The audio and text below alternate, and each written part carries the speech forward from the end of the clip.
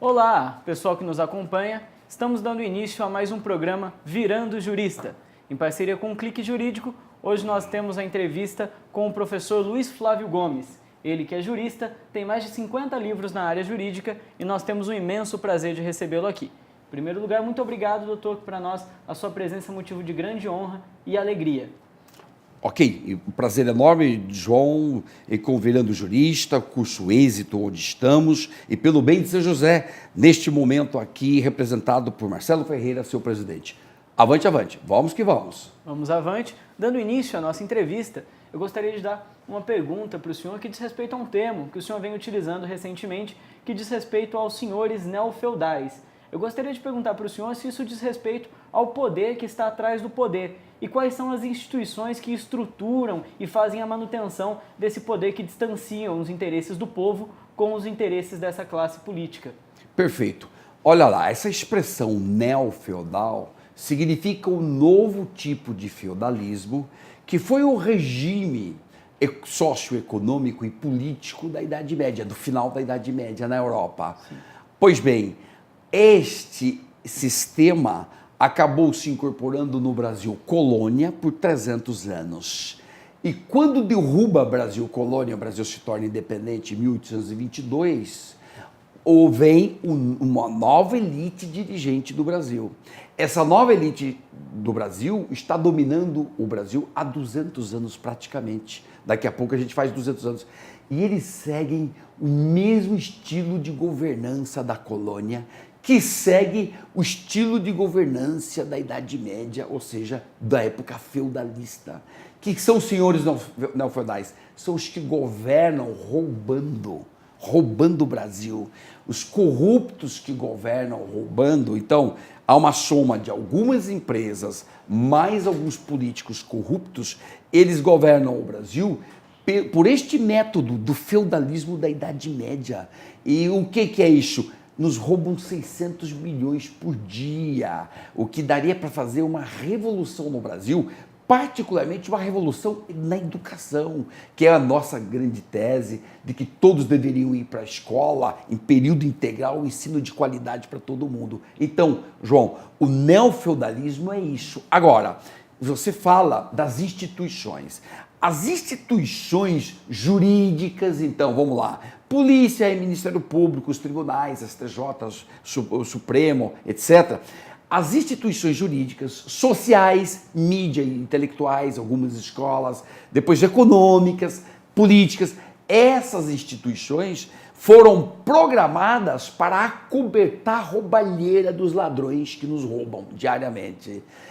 Então, outra grande bandeira é o aprimoramento das instituições para que elas fiquem independentes e possam cumprir o seu papel de fiscalização efetiva. Então, é isso, neofeudal, é o jeito de governar o Brasil, que é um método muito parecido com a máfia, o método mafioso, ou seja, a roubalheira, e as instituições que acobertam a corrupção, salvo exceções. A Lava Jato é uma grande exceção.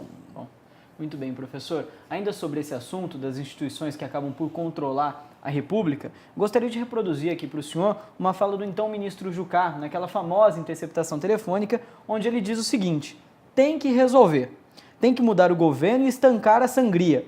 A solução mais fácil era botar o Michel em um grande acordo nacional, com o Supremo e tudo. Aí resolvia. Diante disso, gostaria de perguntar para o senhor, com os últimos acontecimentos políticos que nós temos presenciado, nós temos vivido, a sangria, ela tem sido estancada? O governo que está aí de plantão, ou seja, a quadrilha do Temer que está governando, envolve Jucá, Renan, Padilha, Cunha, e etc., Gedel, etc. Este governo quer estancar, quer acabar com a Lava Jato de todo jeito. Assim que pode, por exemplo, cortou verbas da Polícia Federal, e eles vão mexendo, entrosando, e tem muita influência nos tribunais. Este grupo organizado conseguiu agora no TSE a absolvição da chapa Dilma Temer, que foi uma das mais corruptas de todos os tempos. Ou seja, eles têm muita força, tenta acabar com a Lava Jato. Porém, por que não acabou com a Lava Jato? Porque a Lava Jato, enquanto tiver apoio da população, ela não morre. Se a população apoiar a Lava Jato dentro da lei, como o meu caso, então a Lava Jato não morre. Então isto que é importante, é que nós, sociedade, não podemos negligenciar, não podemos ficar apáticos. Nós temos que participar e é isso que eu tenho feito com o nosso movimento Quero um Brasil Ético. Nosso movimento luta diuturnamente para que as instituições sejam reforçadas, reconstruídas. Agora, e o velho sistema podre? O velho sistema podre tem que ser implodido, tem que implodir, trocar, renovar. 2018 é o ano de renovação geral. Renovação geral, colocar um novo Congresso Nacional, aí sim nós podemos ter as reformas necessárias e uma mudança no clima político. Muito bem, professor. Ainda nesse processo de implosão, de renovação política e jurídica, gostaria que o senhor nos desse a opinião do senhor, como o senhor tem visto e viu a atuação do juiz Sérgio Moro na condução da Operação Lava Jato. No meu livro recente, O Jogo Sujo da Corrupção, eu falo do Moro, tem um capítulo lá que eu cuido do Moro. Ótimo, o Moro está com saldo positivo, não tem problema. Porém, teve momentos críticos do Moro de desrespeito às leis vigentes. Por exemplo, quando ele divulgou diálogos de uma sobrinha da Dona Marisa, para que divulgar aquilo que não tinha interesse nenhum para ninguém? Então, houve deslizes, há problemas com a Lava Jato, sim, do ponto de vista legal. E por que a gente critica e estamos preocupados?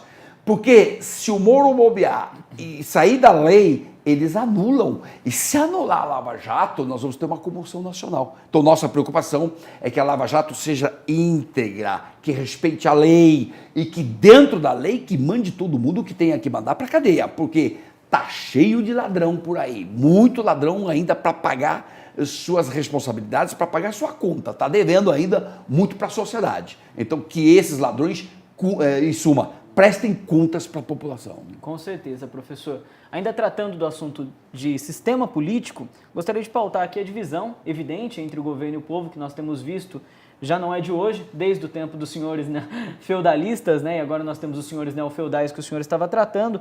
Gostaria de saber da opinião do senhor a respeito da exigência da autorização da Câmara para processar um presidente da República por um crime comum. Qual é a opinião que o senhor tem a respeito? Pois isso é um absurdo. É um resquício da velha aristocracia que construía privilégios para as elites dirigentes. Um processo criminal vai para o Supremo, é o Supremo que tem que dizer se tem base aquilo ali ou não tem base. Então nós temos que inverter isto. Eu mesmo já estou fazendo uma proposta, quero discutir essa proposta legislativa. Nós temos que mudar. Como é que tem que funcionar? O procurador denuncia, o Supremo recebe e toca o processo.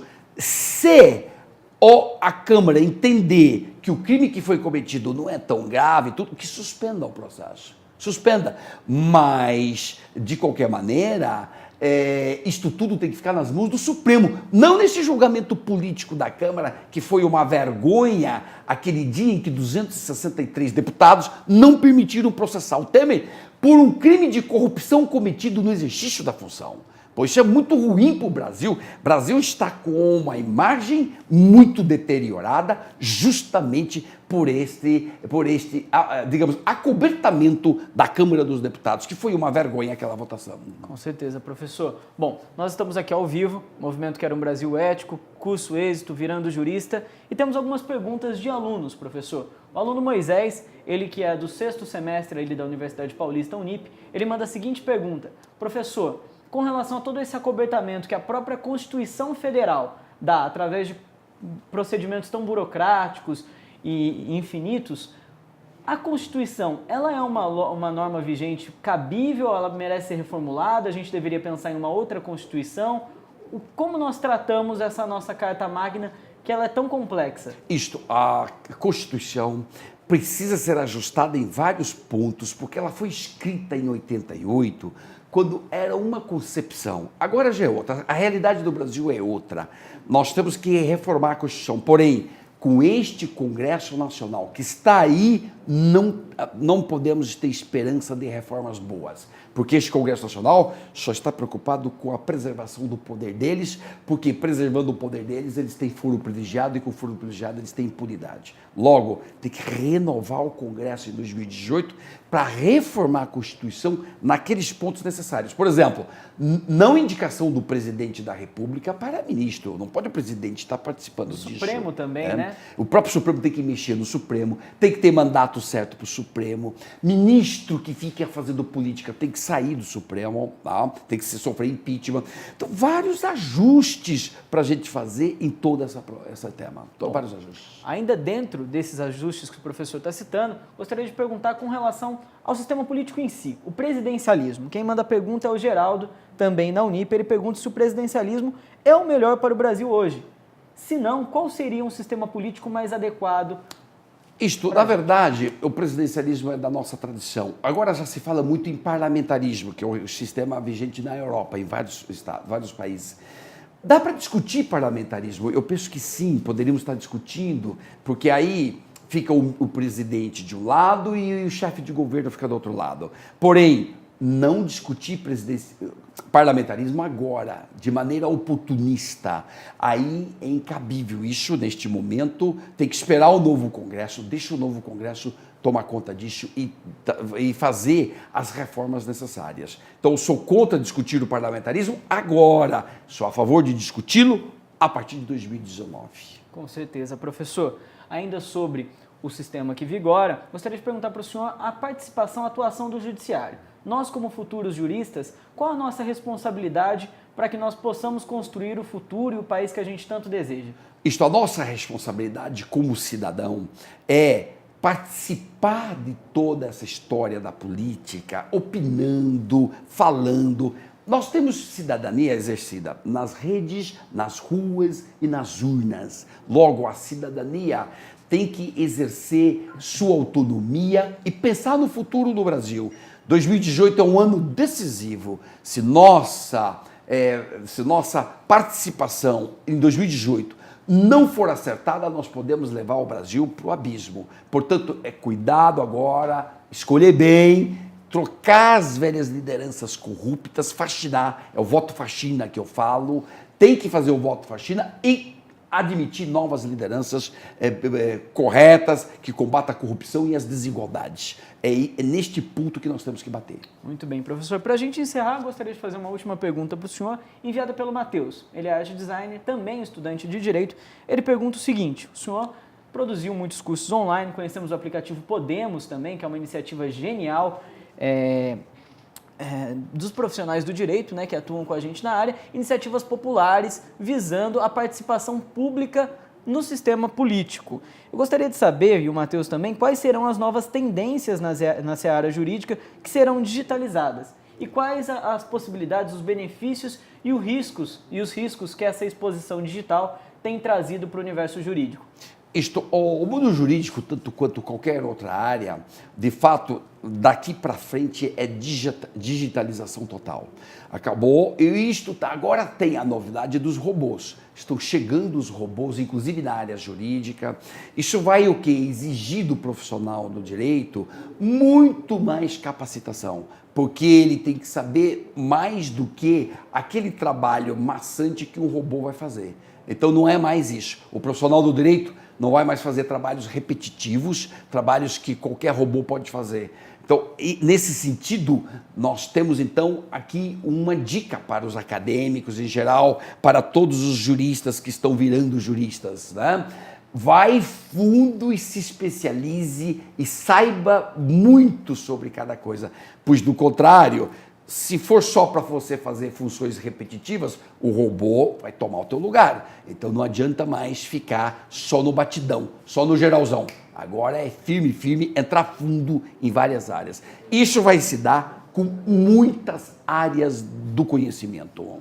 Bom, com certeza, professor. Eu gostaria mais uma vez de agradecer a presença do senhor. Ok, uma grande honra, João. Uma felicidade enorme, o Virando Jurista, ter a oportunidade de receber ele, que já é um jurista por completo. Então fica aqui o nosso agradecimento. Não esqueça, acompanhe o professor Luiz Flávio Gomes nas redes sociais, Quero um Brasil Ético, o curso Êxito daqui de São José dos Campos, o grupo Pelo Bem de São José e também o Virando Jurista. Conte com a gente e até a próxima!